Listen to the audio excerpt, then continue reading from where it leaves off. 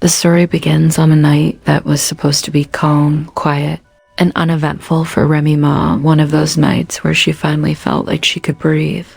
She had been dealing with her own battles, from industry pressure to adjusting her focus on family, and she thought she finally had a partner who understood her heart better than anyone else.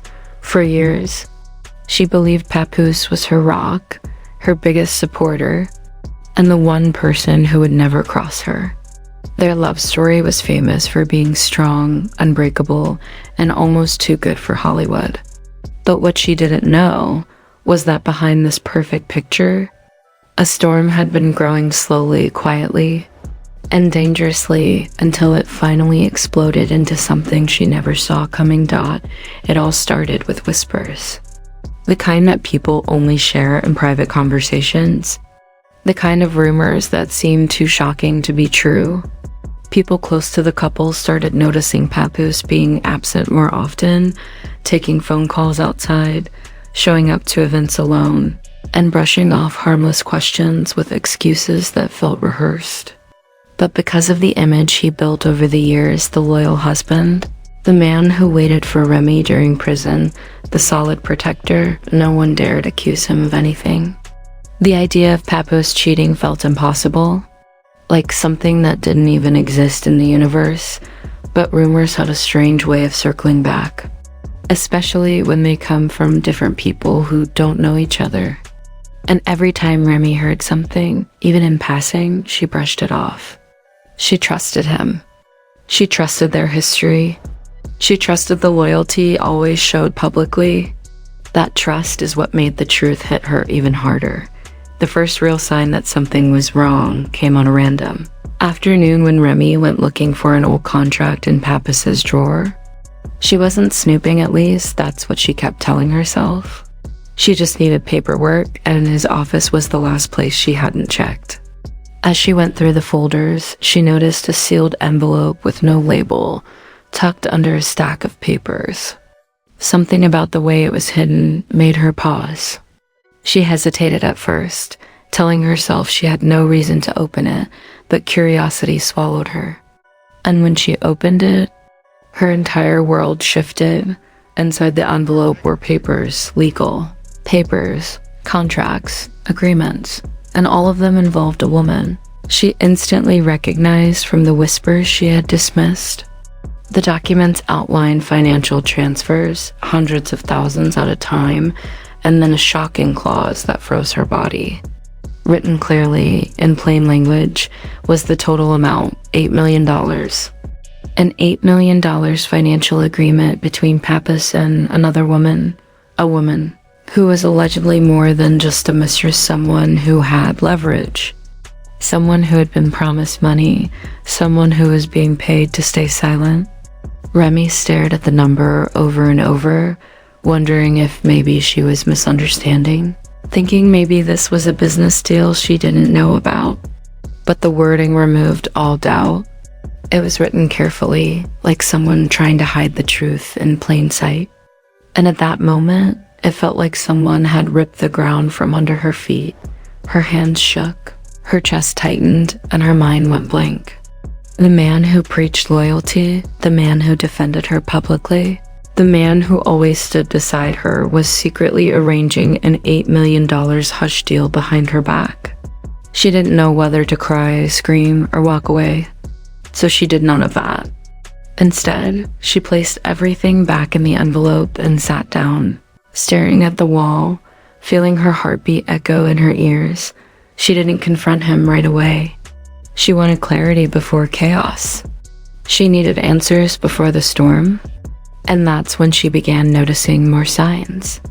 Papoose's late-night outings, the sudden extra security around his phone, the way he flinched whenever she walked into a room unexpectedly. Looking back, the signs were always there, she just didn't want to see them. Days later, she overheard a phone call. Papoose was downstairs, speaking in a voice he rarely used, a tense, frustrated tone, like he was negotiating something he didn't want her to hear. She stood quietly by the steps and listened, every word carving into her chest. He was talking about keeping someone calm, protecting himself, and making sure the deal stayed private. Remy didn't hear the other voice, but she heard enough to confirm everything she already feared. She was living in a lie. The next wave of information came from someone she least expected, a close friend who had been holding on to the truth, afraid to tell her. The friend had seen Papoose meeting the woman more than once, noticed the way he behaved around her, and suspected that the relationship had been going on far longer than anyone realized. The woman wasn't just a random girl. She was someone Papoose had helped financially for years, someone who knew his schedule, someone who knew intimate details about him. The relationship wasn't just messy, it was deep. And the $8 million wasn't just money, it was protection money. Money meant to keep her from going public. Money meant to keep Remy from finding out. Money meant to protect his image while he continued living two lives. The deeper Remy dug, the uglier it became.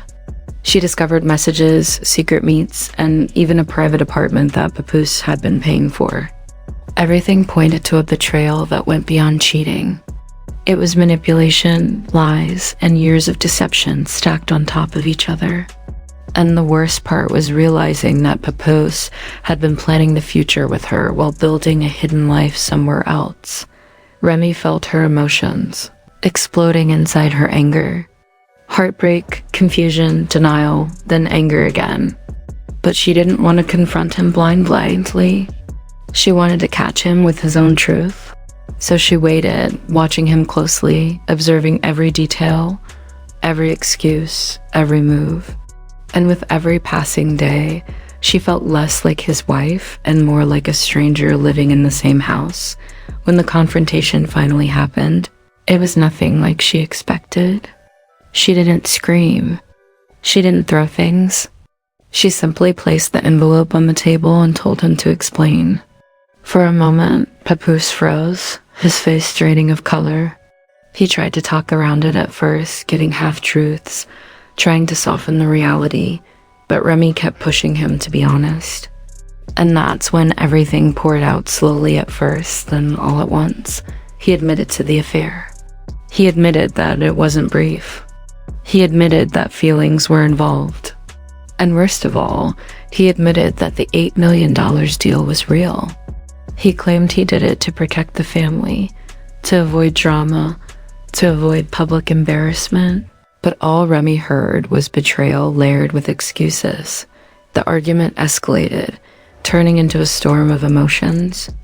Years of trust collapsed in minutes. Everything she thought she knew about him began to crumble. And the man she once believed was the most loyal in the world suddenly felt like the biggest stranger she'd ever met. What Remy didn't know was that the story was far from over. Because once word of the Mistress deal leaked to the public, everything exploded. Bloggers picked it up. Insiders confirmed pieces of the story. And soon, the internet was flooded with discussions, allegations, and receipts. Everyone had an opinion, everyone had a theory, and everyone wanted the full truth. Remy suddenly found herself caught between private pain and public speculation. Everywhere she looked, people were analyzing her reactions, her posts, her silence. And while she kept a strong face in public, behind the scenes, she was battling heartbreak that felt heavy enough to crush her.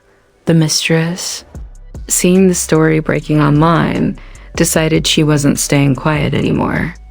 She began hinting at her involvement, dropping cryptic messages on social media, posting photos that suggested intimacy, and even hinting that the $8 million deal wasn't enough for what she knew. She was playing a dangerous game, one that threatened to expose everything Papoose had worked to hide. Papoose tried to control the situation, reaching out to people behind the scenes, trying to silence the woman, trying to repair his public image. But it was too late. The story was out, and with every new piece of information, Remy felt the betrayal deepen.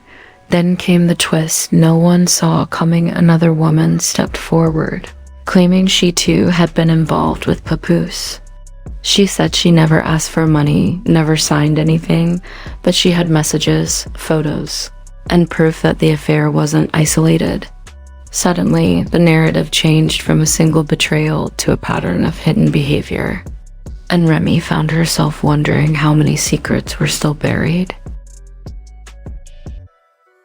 The situation spiraled fast as family and friends took sides, leaks spread, and long-hidden voices emerged. Some defended Papoose, others stood with Remy, while many claimed the relationship had been cracking long before. Refusing to let betrayal define her, Remy began documenting everything for clarity, not revenge. As she uncovered more, it became clear Papoose had been drowning in guilt long before the truth surfaced. Though he begged for another chance, his apologies felt empty. The chaos worsened when financial leaks revealed parts of the $8 million came from investments Remy never knew existed money meant for their future, now tied to secrets. The emotional turning point came when the mistress claimed the affair was intentional, saying Papoose pursued her, promised security, and spoke of a future beyond his marriage. True or not, the damage shattered Remy's trust. As public speculation grew, she quietly pulled back, focusing on healing while insiders sensed the relationship was fragile. Months later, investigators linked financial transfers to a larger situation with possible legal consequences, shifting the narrative again. The fallout continues, the truth emerging slowly, leaving Remy in a storm she never wanted and Papoose facing the consequences of secrets he believed would stay hidden, forever lost.